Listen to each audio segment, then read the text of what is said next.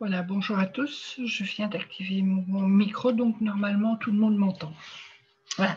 Je vais par cette petite vidéo vous montrer comment on peut numériser un dessin à partir des outils formes. Beaucoup d'entre vous utilisent la méthode automatique pour numériser et se retrouvent avec des numérisations catastrophiques, plein de coloris qui vont dans tous les sens, plein de petits bouts qui vont dans tous les sens. Et ça, c'est dû à une mauvaise qualité d'une image. Pour pouvoir travailler en automatique, il faut utiliser des images vectorisées. Et ça, bon, c'est pas toujours évident de trouver une image convenablement vectorisée pour pouvoir la transformer dans le logiciel de broderie. Donc maintenant, je vais vous montrer avec un dessin très simple comment utiliser les formes, les outils formes. Je vais aller chercher dans mon fichier d'image une image que j'ai enregistrée, une image qui vient d'un site d'images gratuite. Je pourrais vous donner le lien si vous voulez reproduire exactement le même dessin que moi. Voilà, je vais dans Images, Ouvrir mon fichier. Et là, je vais prendre, ah oui, par hasard, un chien. Je l'ouvre. Et vous remarquez que mon dessin est plus gros que le cadre de ma broderie. Alors pour ça, je vais dans Accueil, je vais dézoomer et je vais réduire, voilà, je reviens sur la flèche et je vais réduire mon dessin afin qu'il puisse rentrer dans mon cadre. Alors, le centrer, nous le ferons lorsque le dessin sera terminé. Quoi. Nous pourrons recentrer l'image par rapport au cadre. Bon, maintenant, ouais, là, je vais passer en écran plein et je vais venir dans les outils formes. Je vais choisir cet outil qui est un outil fermé, c'est-à-dire qu'il va me donner une broderie fermée. Et cet outil est un outil qui va tracer des lignes droites, des traits droits. Tandis que celui-ci est un outil qui est aussi fermé, mais qui va tracer des formes arrondies. Bon, on peut toujours passer, c'est plus facile de passer l'outil droit. On pourra changer plus facilement la courbure du point si on travaille avec cet outil-ci. Voilà. Alors, ici, vous remarquez que je vais travailler en point de remplissage. Vous avez le plumetis, remplissage, motif, remplissage programmé. Enfin, tout ça dépend un petit peu du logiciel avec lequel vous travaillez. Ici, moi, je suis en version 11. Vous avez ça aussi sur la version 10, le Nex. Je ne sais pas, je crois que vous avez le plumetis, oui, remplissage, mais je ne sais pas si vous avez le remplissage programmé dans la version V+. Mais enfin, de toute façon, ici, on va travailler en version en point remplissage et on va travailler avec l'outil forme que voici et que vous avez aussi dans la version 2+. Quoi. Donc, ma vidéo va pouvoir vous servir aussi. Donc là, je suis en point de remplissage et là, j'ai fermé, j'ai demandé le non cousu du trait autour. Je vous explique un petit peu ici. Donc, j'aurai besoin du trait de remplissage, mais je n'ai pas besoin de trait qui va contourner cette forme. Je vais faire une forme très simple pour vous expliquer. Voilà, ça, c'est le point de remplissage.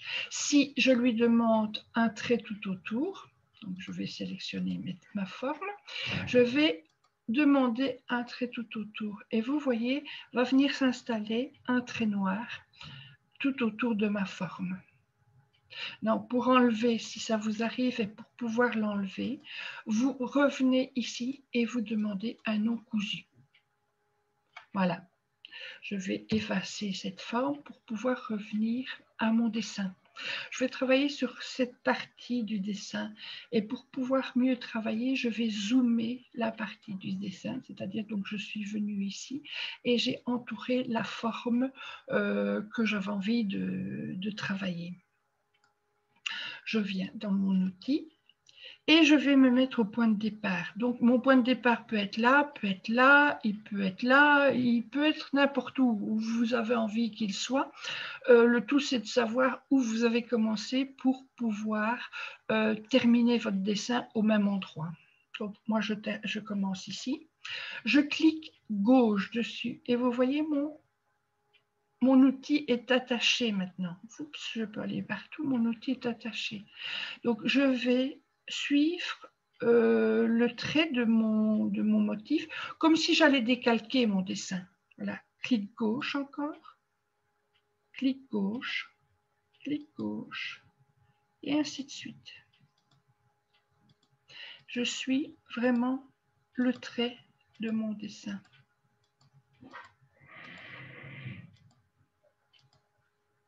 Ce n'est pas compliqué parce que ce n'est que décalquer. Il ne faut pas savoir dessiner pour faire ça. C'est de bien suivre le trait, pas dépasser. Voilà. Et vous voyez, je vais arriver à mon point de départ. Et lorsque je suis à mon point de départ, je mets donc la croix sur mon point de départ et je vais cliquer 2 fois gauche pour prévenir à mon outil de forme que j'ai terminé, mon motif est terminé. Je passe à ma 2 secondes forme, même chose, hop, clic gauche, clic gauche, et ainsi de suite.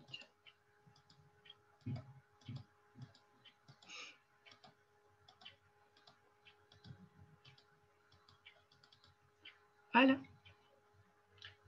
Je vais descendre. Gauche. Je fais mes sourcils. Ça va vite, hein, vous voyez.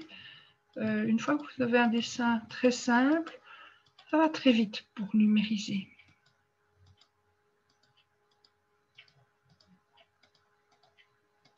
Et c'est nettement plus joli. Le résultat sera nettement plus joli que de travailler en automatisme. Ici, vous voyez, pour mes yeux, j'ai un trait, j'ai un vide. Donc, qu'est-ce que je vais faire? Il y a plusieurs façons de faire ça, mais ici, je vais vous montrer une façon plus simple, c'est-à-dire que je vais séparer, il va y avoir une rupture ici. Donc, je vais cliquer, et je vais suivre mon vide. Je vais remonter et je suis mon trait extérieur.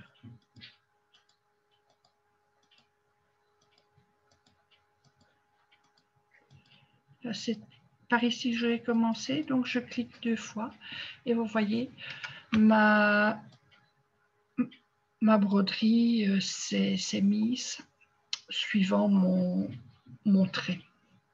Même chose, donc je commence ici, je vais là, intérieur, et là, je repars en extérieur.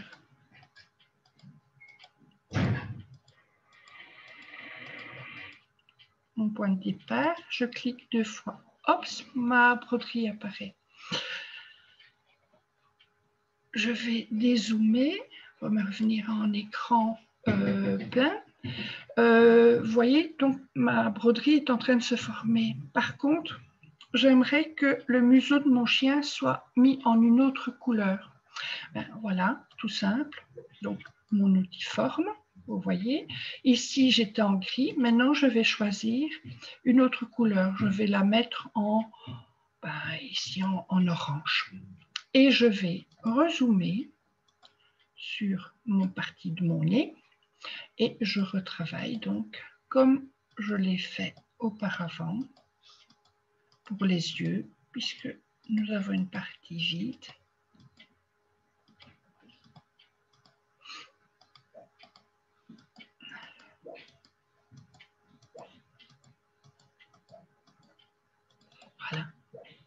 et le nez de mon chien est devenu orange.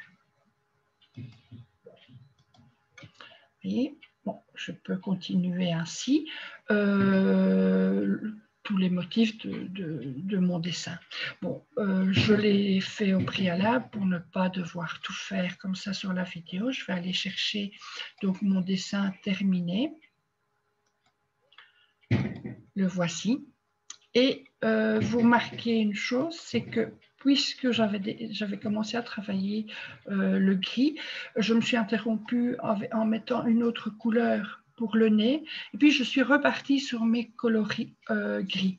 Donc maintenant, si j'ai envie de tout rassembler, soit je prends cette partie-là, je la remonte, et voilà, ça s'est rassemblé, ou ce que je peux faire, c'est sélectionner tout mon motif et venir ici sur optimiser l'ordre de broderie. Voilà, je clique dessus et vous voyez, elle me rassemble mes coloris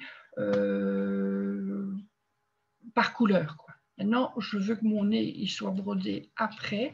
Il suffit que je vienne déplacer mon coloris ici en dessous.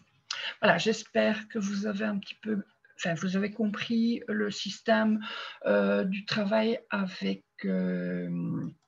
l'outiforme. Il y a beaucoup de réglages que l'on peut faire pour avoir une belle broderie. Il y a beaucoup de réglages qui doivent se faire parce que la broderie n'est pas terminée. Et on vient alors à ce moment-là sur les caractéristiques de broderie, où vous avez l'étirement, où vous avez le sens de la broderie, où vous avez la compensation. Tout ça sont des réglages importants, mais que je ne peux pas vous faire le cours en une démonstration en une seule fois. Donc, il faudrait d'abord que vous essayiez de travailler un dessin très simple. Et puis, par la suite, on peut commencer à travailler tous les réglages d'une broderie pour que vous puissiez comprendre ce que veut dire tous ces réglages. Voilà, je vous souhaite donc une bonne soirée et peut-être à bientôt.